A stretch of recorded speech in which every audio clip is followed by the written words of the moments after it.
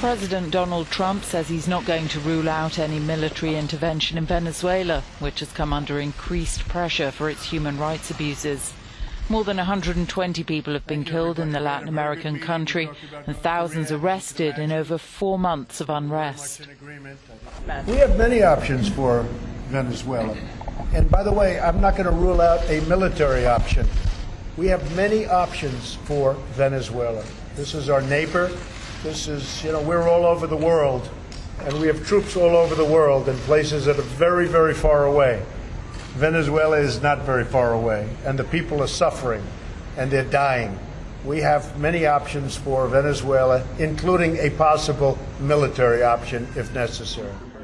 Last month, the U.S. Treasury Department targeted President Maduro with sanctions, accusing him of widespread abuses of the Venezuelan people. The government in Caracas has yet to respond to Trump's latest threat.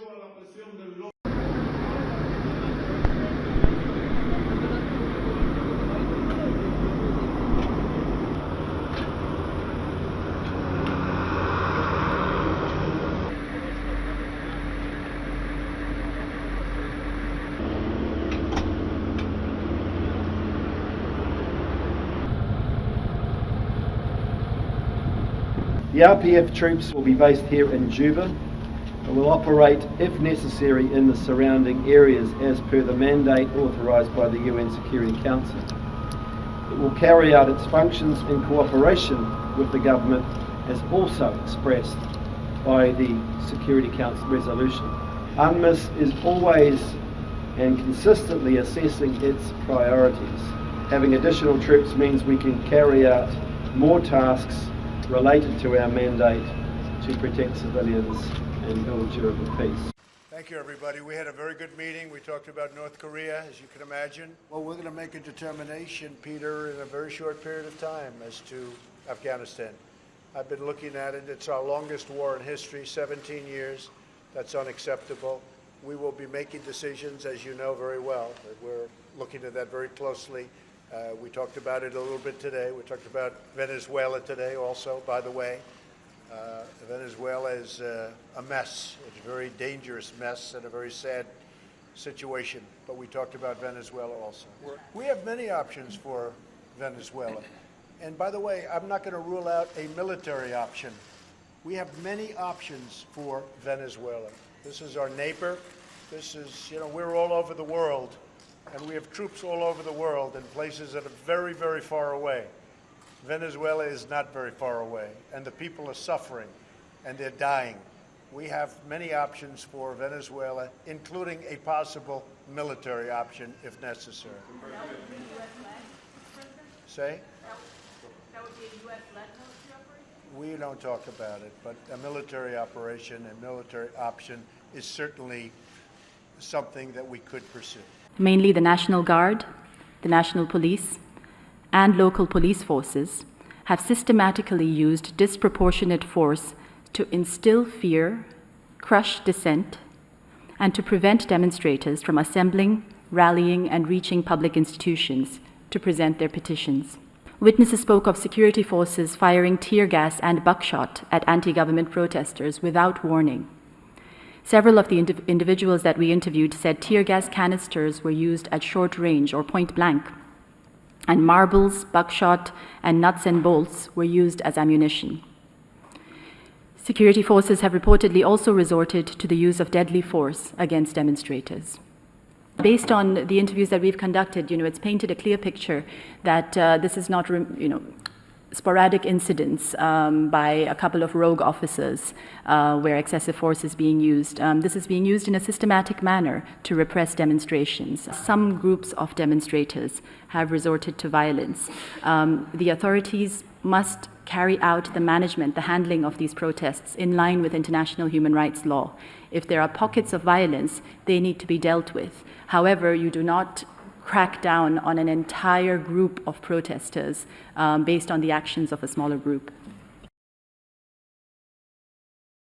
With U.S. sanctions against Venezuela already in place, President Trump now says he may be willing to take things further.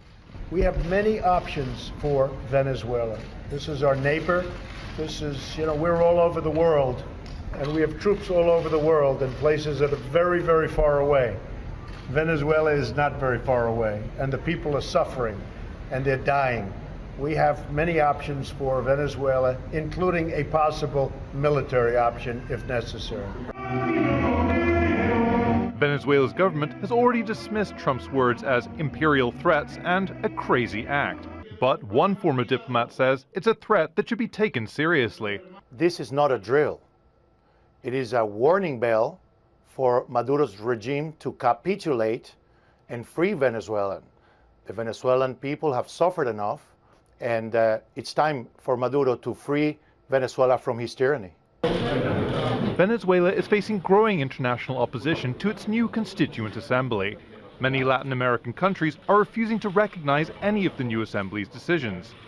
And Peru has expelled the Venezuelan ambassador over what it calls the country's break with democratic rule.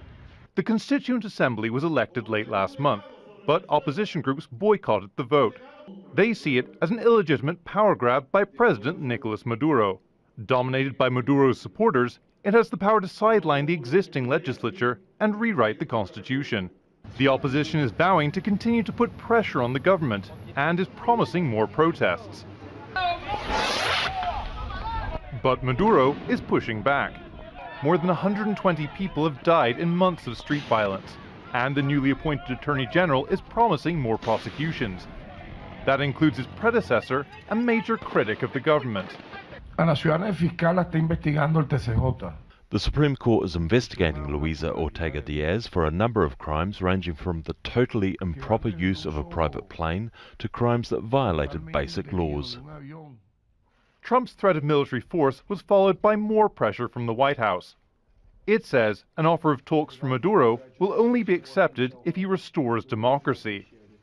But Maduro may well disagree with the White House's definition of democracy. Turmoil hardly describes it. These are commonplace scenes in Caracas, the capital of Venezuela. The country is in turmoil. It is virtual civil war. And yet, they've got more oil than just about anybody else, certainly in the Western Hemisphere. Come on in, please. Stephen Schork, author of The Schork Report. Now, look, I don't want to know about where you think the price of oil is going to go. I want to know why it is that one of the world's biggest, a country with the world's biggest oil reserves in turmoil has not had any kind of impact that I can see on the price of oil here in America.